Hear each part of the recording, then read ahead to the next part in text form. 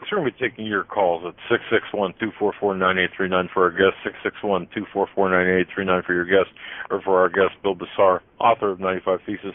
Before we do, let's get into, we have a gentleman that is a frequent guest on our program, frequent commentator on our program. He's a member of the intelligence community, Bill, and a great guy. He goes by the initial W.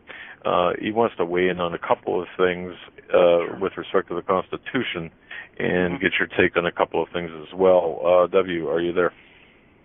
Hey, how you doing? Hey, I appreciate the great work that you're doing there, and I just, one thing that hit me right off the bat with the way that the case is stated here, and it's semantics, but I think it is important.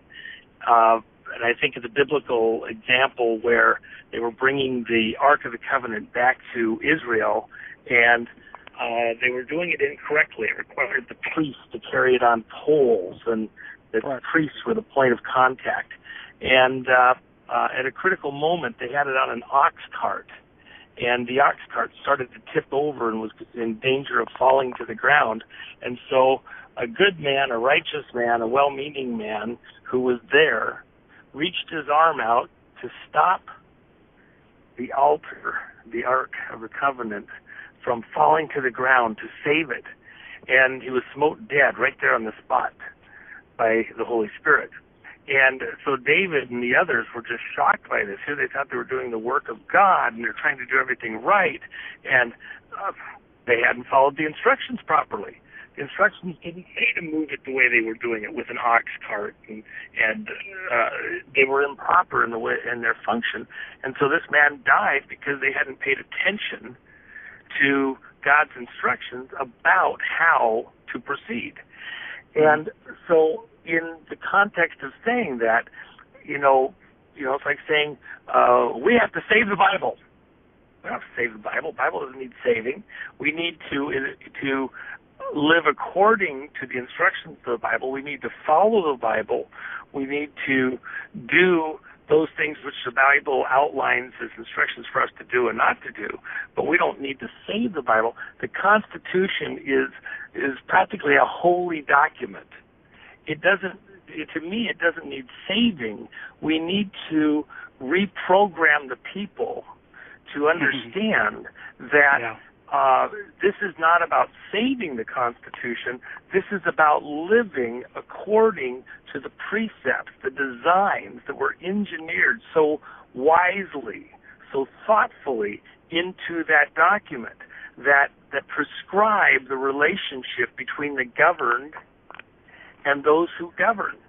We give the authority to the governors via the Constitution. It's a limiting document. There's no function of government that is allowed in there that is greater than is what the minimum is that's needed to accomplish its purposes. In other words, the Constitution is a decentralizing document. It reduces the powers of government and spreads them out as far and wide as possible for one purpose, and that is to stop any one man or group from being able to divert us, Al Capone style, into their little kingdom, their little rule, even if it be at the point of a gun. And the problem is that the way that governance is taking place in our country, we are being moved into the pens. We're being herded together. Agenda 21 or health care. Every angle, we're all being moved into these cattle pens, and pretty soon we'll be going down the chutes to slaughter. And that centralization is the core of the crisis, even to the taxation, because when we talk about the currency and the taxes, what is it that is giving the federal government the power that it is exerting, wielding over the states and the people by extension? It is the money. And if you cut off the flow of funds, you stop their ability to project power. So even with this collapse of the dollar that's coming very shortly, there is an angle of that where the federal government, this highly centralized, highly focused machine that's working against us, is about to have its collapse. And so all of that to say, I almost in big red X letters would cross out save and put enforce. Well, yeah, and I guess save is more of an emotional term. I'm just talking an idea here. I'm just saying, it's more of an emotional term, but you're right. You're right. And I'm saying it's up to us, we the people, who've got to enforce it, but before we enforce it, we got to know what it says, and a lot of it, most people do not know. So, well, but yeah, you're right. That was a good explanation. This principle that we're trying to project, to convey to people, if we don't state it right, we don't quite make the case right. They don't still. We add to the confusion, and so we have to state it correctly. And then suddenly there's this synthesis, this wow, I get it, that hits people when we make our case correctly. And that's the whole point. What you're doing is critical work to help inform people, to wake their brains up. What's going on here? Shake them to alertness. Yeah, if you read the theses in there, you'll see over and over, and even in the introduction, where I'm saying it has to be enforced. In other words, this is wrong. This, but you're right. Enforce. We the people who have got the power. We're the police. We're the judges, and we have to do this. So. Well, and even there, see, that's part of the whole point. In an Al Capone type of world, if you own the judges, you own everything. When you look at where we've gone awry, it's when, for example, the Warren Court decided that they would create law, that they would become an activist court, as opposed to just interpreting the laws as written by Congress, in which the president has the authority to sign and bring into passing this agreement between the three branches. We've lost our separation in government. Even the IRS stuff, even the Federal Reserve stuff, the problem is they own the courts, so they got everything. They got it. When the mob, when you go to the Godfather movie, what was the court? They didn't just have the politicians, they had the courts. And with the courts, they had it all. And so that's our problem. We can't get a fair day in court.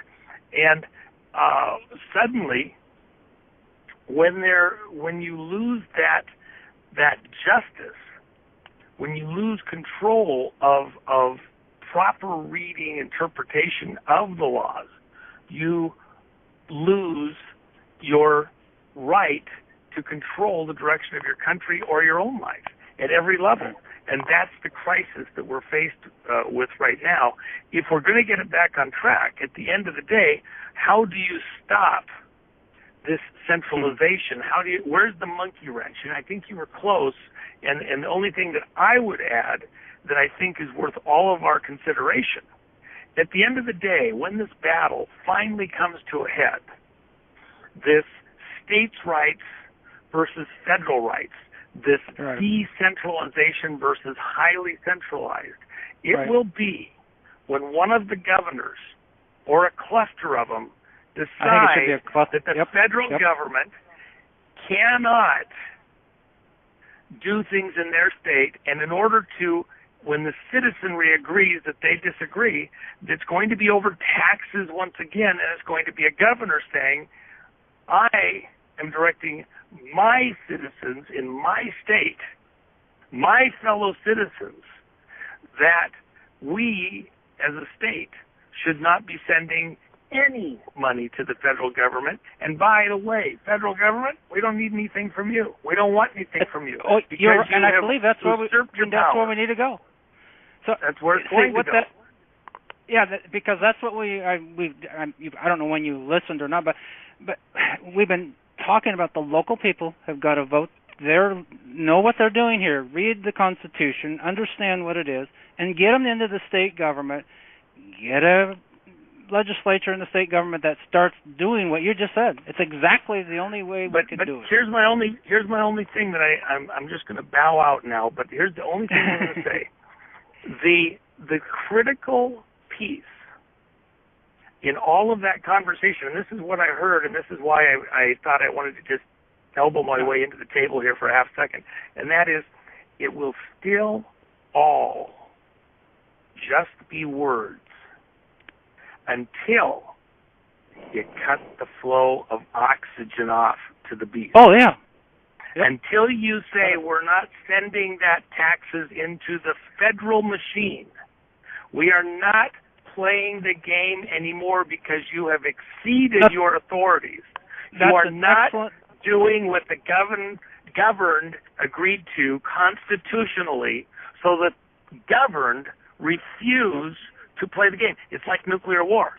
The only way to win is not to play. And by the way, that's what the feds are threatening you with, a total destruction environment, because everything coming out of Washington at this point in time is designed, intended to destroy the rights of the citizens or individual states and bring all power to the federal government, which they are going to hand over to an international body and are handing over to international bodies, and that is at odds with the Constitution of not just the written Constitution, but of the internal guts Constitution of every American citizen. It disagrees with my internal Constitution to have my rights, God-given, handed over unlawfully to others outside of my country to then enslave me and enforce against me. And my federal government is doing that today. It's wrong. It has to be stopped, and it won't stop till we cut the oxygen off to them, which is our life energy represented by money. Good point. States have got to cut the money off. Yep, that's a good point. Hey, guys. Thanks. All right, thanks, Doug. That's a great conversation you guys are having. All right, good night. All right, thanks, buddy. Yeah, Bill.